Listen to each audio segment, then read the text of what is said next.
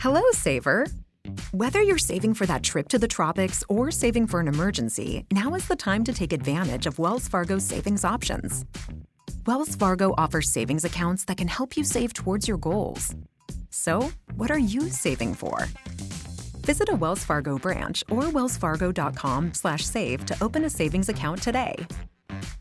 Wells Fargo Bank, N.A., member FDIC. Hello, Jamie here. If you've been enjoying the podcast and want to show your support, I have a brand new Patreon page, and signing up will grant you access to the Right and Wrong Discord server, where you can interact directly with many of the authors, agents, and editors who have been guests on the show. You can also interact with me and see what guests are coming up, so you could maybe suggest questions that I could ask them. Thanks again for listening, and I really do appreciate any and all support that you guys give me for the podcast. Let's get back to it.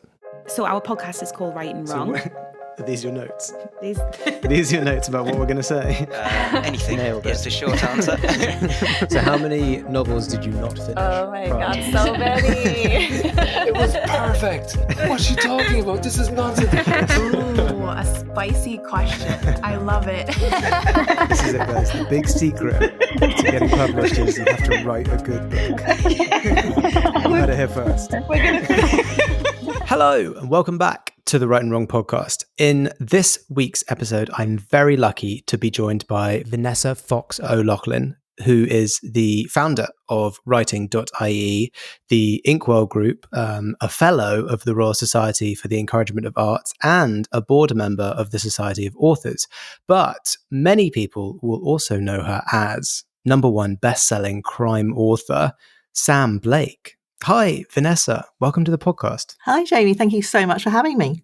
It's my absolute pleasure. And there's so many things that you've done. Just doing my research, like in preparation for you to come on, I was sort of a little bit mind boggled by the amount of things that you are doing, have done, and probably will do. So let's start with something simple. So some recent news, which is your newest novel, The Mystery of Four, came out 5th of January. How's your elevator pitch for it? How's my elevator pitch? Well, it's a country house mystery set in the Wicklow Mountains in Ireland, and it features a girl called Tess Morgan who buys a house called Kilfenora. This is going to be a long elevator pitch. I talk to authors all the time about trying to get their one line together in case they get in the lift with Stephen King.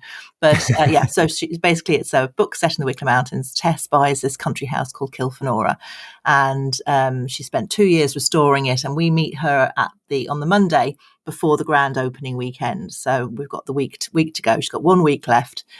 She's planning all sorts of things. And the first thing that happens to her is a journalist gets in touch to tell her that he thinks a body has been hidden on her property. So that's the first thing that goes wrong. But really it goes downhill from there because bodies start popping up all over the place. Oh gosh, it's not what you want. No, exactly. It's not quite what she planned. She was looking forward to sort of vintage car rally and a craft market and children running up to the ice cream van to get their ice creams. And she's more worried now that she's going to have guarded crime scene tape and TV cameras all over the place. Amazing. Well, a great setup for a novel. And it hit the #1 spot on the Eason's Top 100, right? It did, and it got to #1. Actually, I managed to outsell Prince Harry in one shot. Oh, nice. Dunleary, in Debray Books in Dunleary, I outsold Prince Harry, so I have a picture to remind me of that forever. Well, very, very well done. And this is your, am I right in thinking it's the 8th book that you this is the 8th one. It's the 7th one in print. I've got one that's just in digital, the one we mentioned actually before we came on, High Pressure, which is Kindle and audio only. Okay. So the 8th book out and 2 more on the way? Yeah, definitely. I've got Something Terrible Happened Last Night, which is my YA debut coming in May. And that's very exciting. And then my 2024 book is done and dusted and hasn't been edited yet, but it's written. And that's about a facial reconstruction expert. Oh, cool. That's a new take. Going a bit more forensic, a bit more back to. It's not procedural in the same way that the first 3 books were procedurals, but it's a new character, lots of lovely forensic stuff. I'm really interested in forensics. Oh, cool!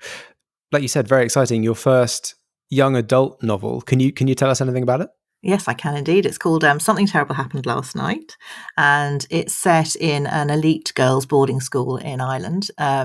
It's a day and boarding school, so there's people coming and going. And basically, there's a party. It's Katie's 17th birthday party. Her parents have gone away for the weekend, which is never a good thing. And the party gets out of control. There's a huge fight between rival rugby teams from two different schools.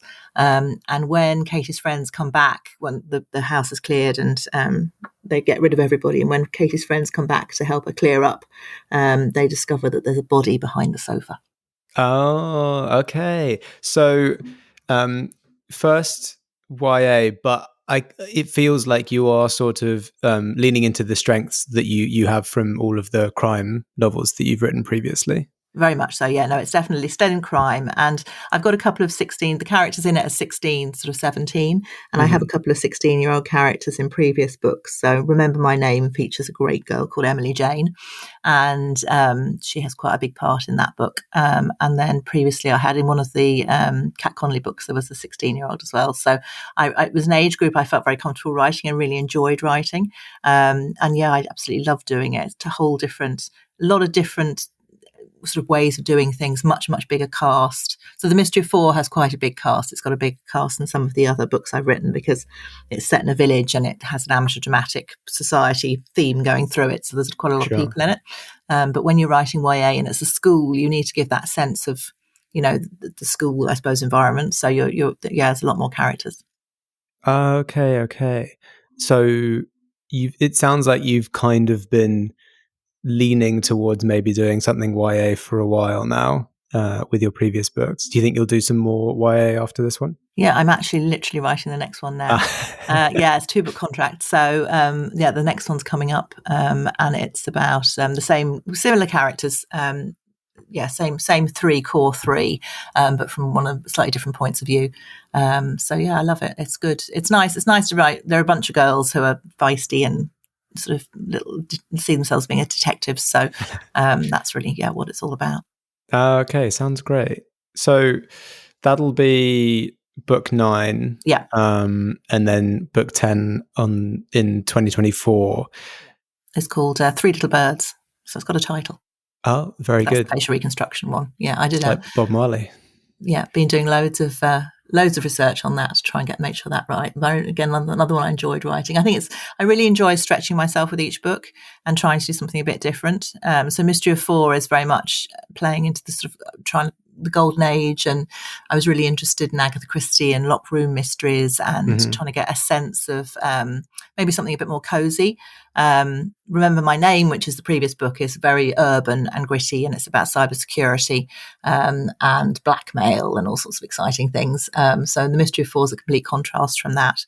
And then the YA is a contrast again, and then we move on to the forensics girl, Dr. Carla Steele. So they're each one is different, but it's what I'm trying to do is, I suppose, grow as a writer. So hopefully the voice is the same and the twists are the same. And so my readership will hopefully come with me, but I can, really enjoy each one. I was going to say, does that really sort of inspire you while you're writing it by having a sort of new place or a new sort of area of stuff to research? Yeah, definitely. I think, and standalones are interesting. When you write a series, my first 3 books were a police procedural series featuring a guard called Kat Connolly. And when you write a series, it's like, I suppose, going down to the pub with a bunch of friends because you know everybody really well.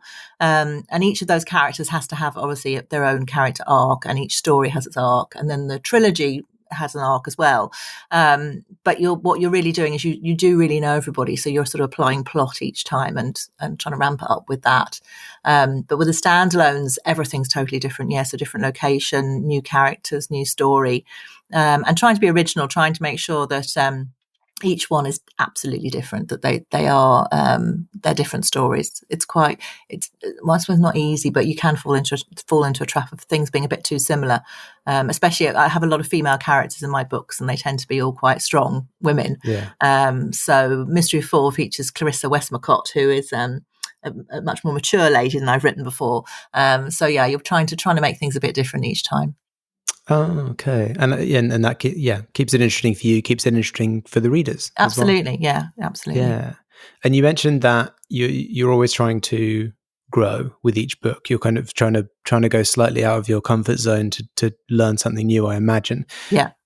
Do you feel, looking back to when you wrote your first books, the procedurals, do you feel like the way that you approach the writing, the way that the kind of books come out has changed a lot since then?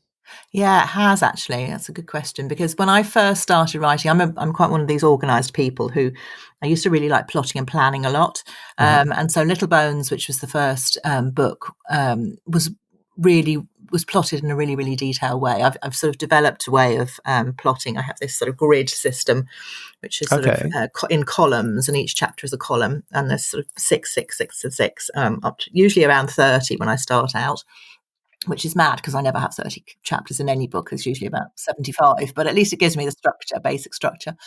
So I'd start off with that, and certainly Little Bones. So if the chapters are columns, what are the rows? They're just chapter 1, and then underneath is just a blurb as to what goes into each chapter. Oh, okay, gotcha. So not so much, so it's not really a grid system as such, but yeah. As I say, they grow. So I start off like that, and Little Bones would have been a very, very detailed one with, different colours for different characters, so I could see the flow and who came in where and who went out where and all that type of thing. And as I've progressed, I think I'm plotting less. I need to know what happens, so I know what the reveals are and I know what the big issues are. But I suppose I'm writing much more instinctively. I think I've probably learned that I can write instinctively, if you like, and I can trust the process. Yeah. And so I have a much briefer outline, and I might outline the first, say, 10 chapters to see where I'm going.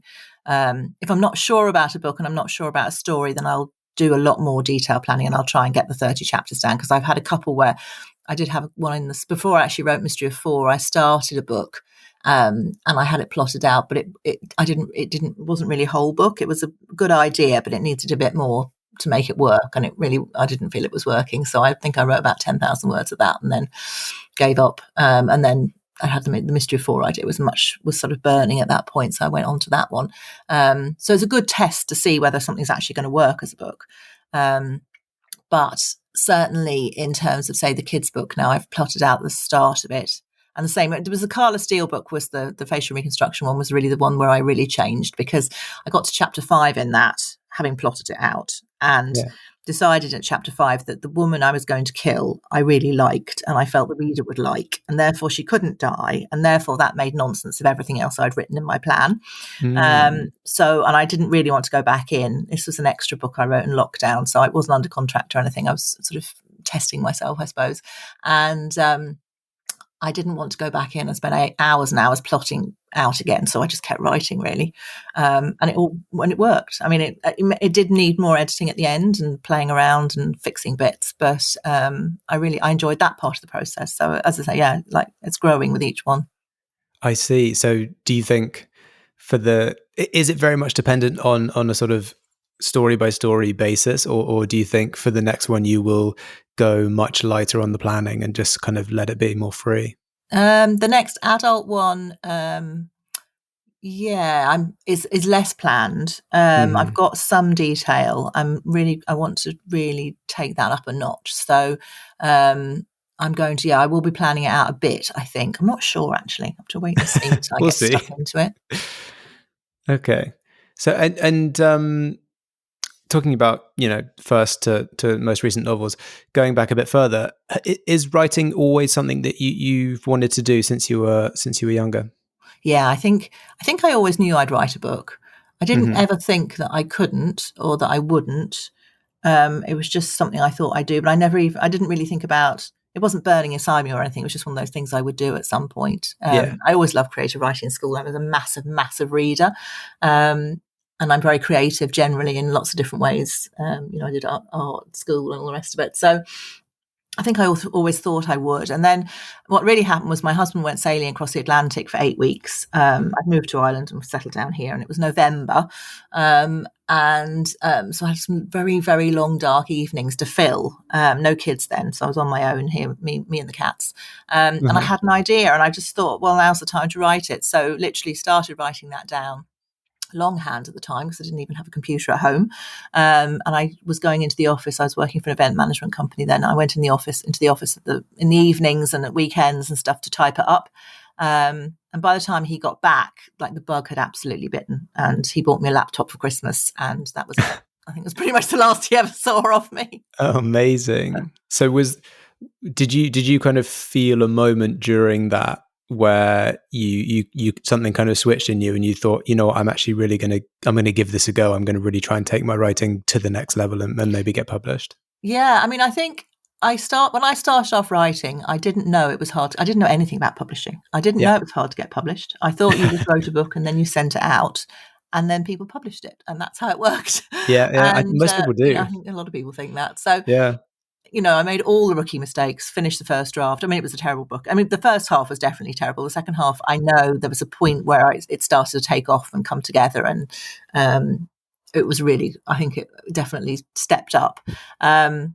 But it was pretty terrible. So, and definitely should never be published. So I sent it out everywhere, absolutely convinced it was going to be the next bestseller. And obviously it was rejected absolutely everywhere. But the thing was, the bug had bitten at that point. And I think when you discover the magic of writing, when you put your head down to start on something and it's 12 o'clock and you look up and it's 4 o'clock in the afternoon and you've no idea where the time has gone, that you can't, I think it becomes addictive. You can't stop. So I just kept going, really. And I'm a positive thinker. So obviously I decided I'd written a bestseller, so it was going to happen. And it was just a case of just keeping going until it did happen. But it took a long time. It took 15 years, I think. And along the way, I had to learn the craft because I didn't realize there was all these techniques that I didn't know when I started out.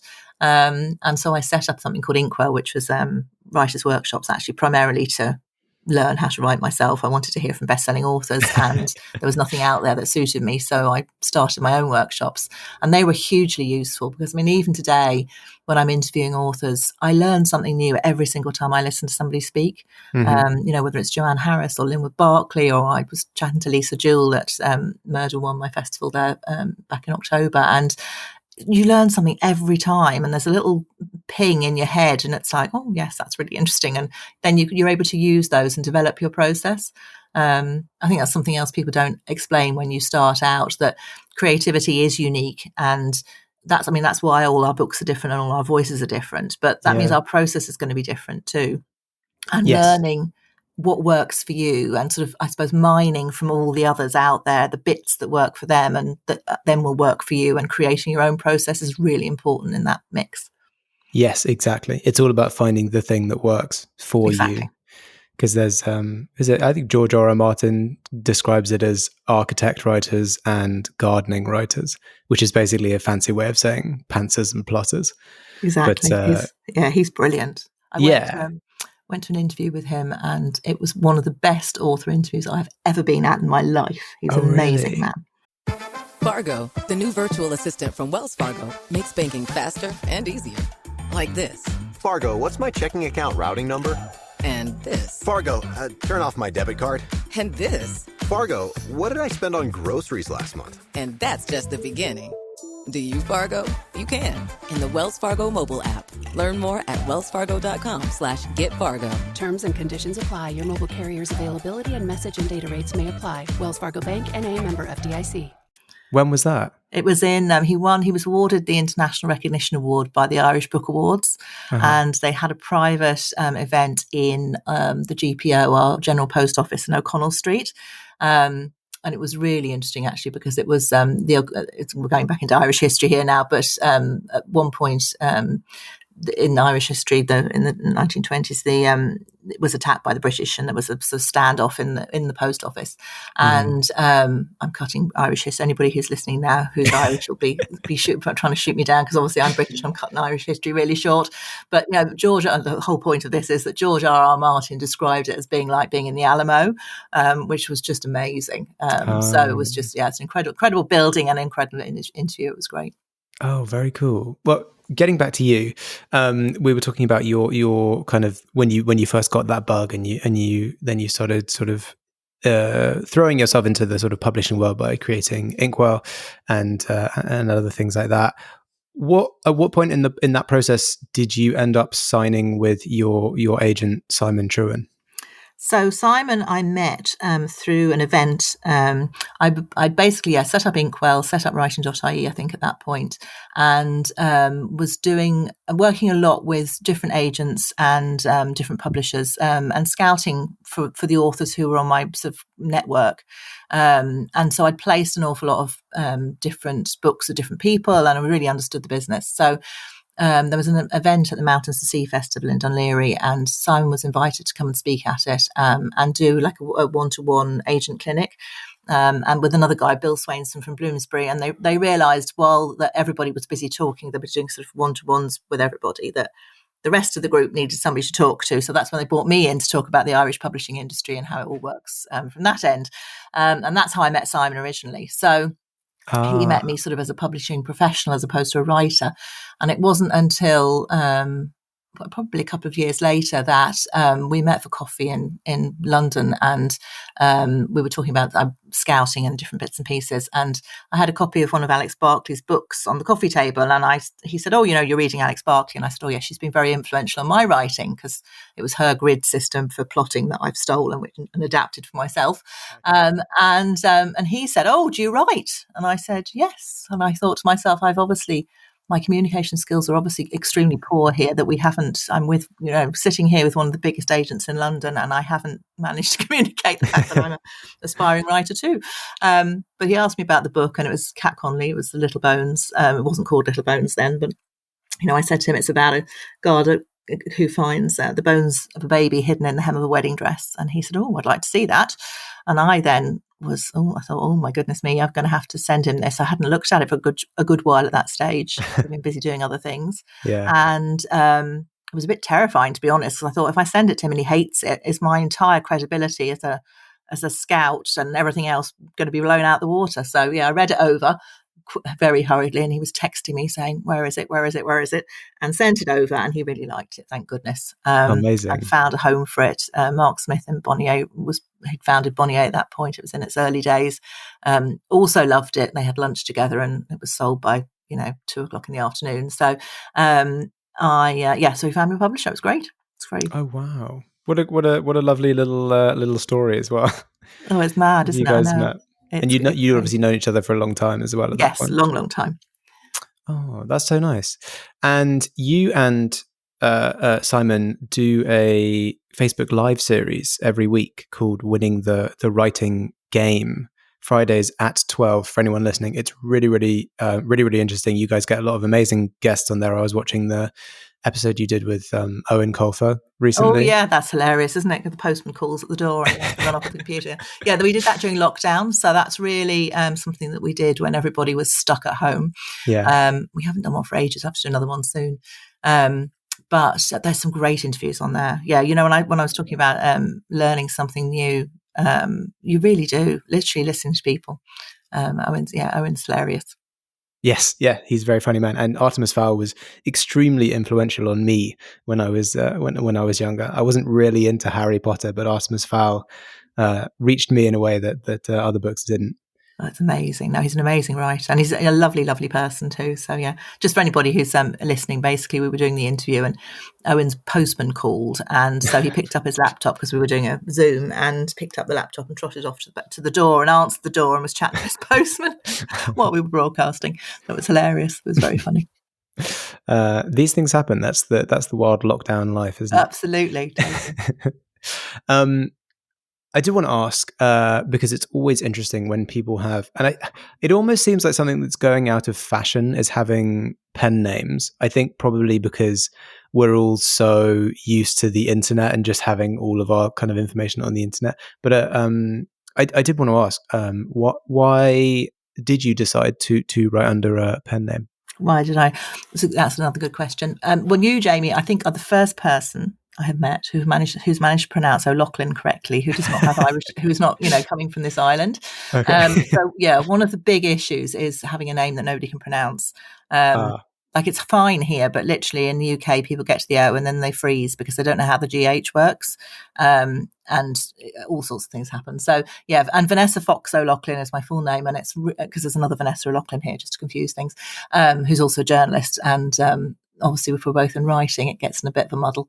And yeah, so I'll just, people used to come up to me and they'd say, goodness me, I really enjoyed that article you wrote about kayaking down the Amazon.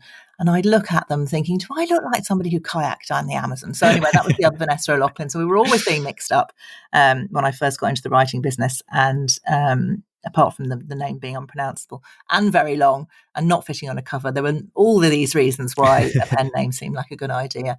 But one of the biggest ones is that there's this theory, which has been substantiated now, I think, with a bit of research, that men don't buy crime novels written by women. And so having an androgynous first name is a big advantage in this game.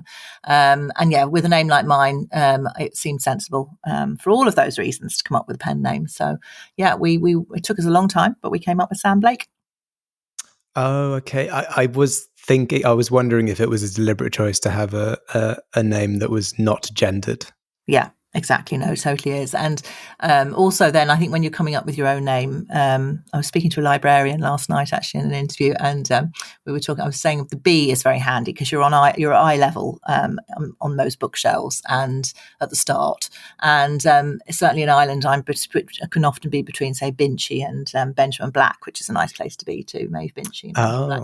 So you're thinking about everything when you're thinking about a pen name. And she was laughing because she said that when she's obviously a librarian, she was saying that if S is the thing that most people's surnames seem to start with S. So if you're an S, this is a good tip for anybody who's thinking of having a pen name.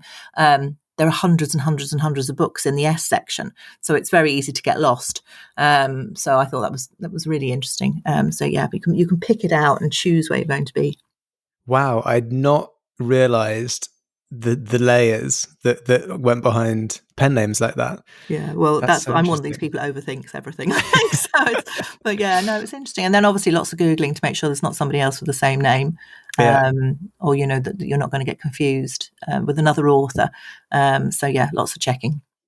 Yeah, no, that's so interesting. I'd not even thought about choosing the first letter of your surname as a sort of gauge of where you'll be placed on the bookshelf, because I imagine that there's some authors who, just because of their name, are often not placed in the best possible spot.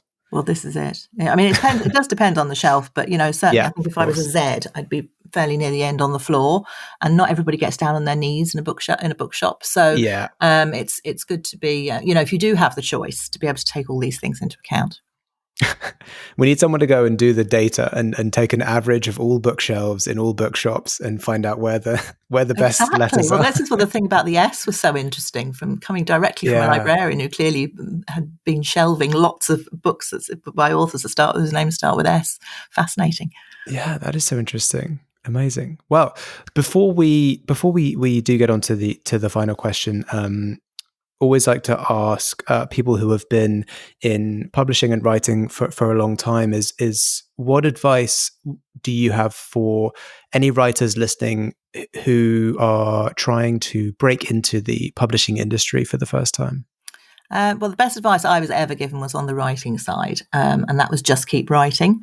A friend of mine, Sarah Webb, who's written about 40 or 50 books at this stage, told me way back in the day, just keep writing, because I think with every word you write, you get better, basically. It is a learning process. And once you get the writing right, and that's all working, then it's about the plot and about, what happens in the book and making sure that it's the best that can be as well. So that's really important. And then just don't give up. Just the thing about writing and publishing and finding an agent and finding a publisher and all those things is that books are really subjective. We all read books that we don't necessarily like that much. And the same applies to the industry in terms of people buying books. They need to love it. They need to be that person that loves it in order for your book to land. So, it's not personal. It's, if you do get rejected, it's not you being rejected. It's just the work. And it can be rejected for hundreds of reasons that are to do with the market and to do with length and to do with, trends and all sorts of things that you have no control over. So just keep going. That's the best advice. Yeah. It's something I hear a lot is just persevere, keep doing it. Remember that you're doing it because you love writing. That's it. You have to love it. I mean, that's the thing. You spend so long doing it, so many hours doing it, that it's the creating and it's the working out the story and putting the words on the page. That's the bit you need to really, really love it, because it could take a while. It's always going to be a labor of love. Exactly. And like you mentioned, I mean, it takes years to become an overnight success. It really does. Yeah, certainly did me. Amazing. Well, that brings us to the final question of the episode, which, as always, is, Vanessa, if you were stranded on a desert island but could take a single book with you, which would it be? It would be Rebecca by Daphne du Maurier. Absolutely my favourite book, and it's wonderful. It's multi-layered. It's a romance. It's a thriller. It's got clever twists. It's got absolutely everything, and it's one of those books where every time I go back and read it, I see more, symbolism and imagery hidden in the text. I absolutely love it. Yes, I think Justin Myers also picked Rebecca, and then didn't have good things to say about the film adaptation that came out recently. Yeah, there's some interesting. Well, I've been watching film adaptations. I watched what was it, The Orient Express the other day, and that was quite an interesting take too. So the new one, the Ken Branagh one, Kenneth Branagh one, yes, It didn't really feel necessary to me because I loved the first one, the older one. But I don't know what it was. I don't know if it was all done in one set and it felt like it was in a studio. I think I don't know. It was interesting. There were some fantastic people in it, but I think I felt like it missed a lot. Mm-hmm. Yeah. I feel like when you're someone who loves books, though, if any book is ever made into a film, it's so rare that you wouldn't say, oh, but they missed so many details. They missed, it's not how I pictured it. It's never as good. Yeah, but it's how do you fit 6 hours into 2? Well, indeed. 6 hours reading and your imagination, and then into however long. Yeah, exactly. And how can they compete with your own imagination? Well, that's it. Yeah, and when you're at home with a book and it's just in your head, it's a whole different thing. That's a really interesting point though as well. Actually, Anne Cleeves, talking about nuggets of gold from authors. When Anne Cleeves was here for Murder One, she was one of the things she made about was leave room for the reader. And I thought that's really interesting. And that is, that's the thing you can't do in film. You don't leave any room you have to have it. It's all there in front of you. But with writing, you have to leave room for the reader.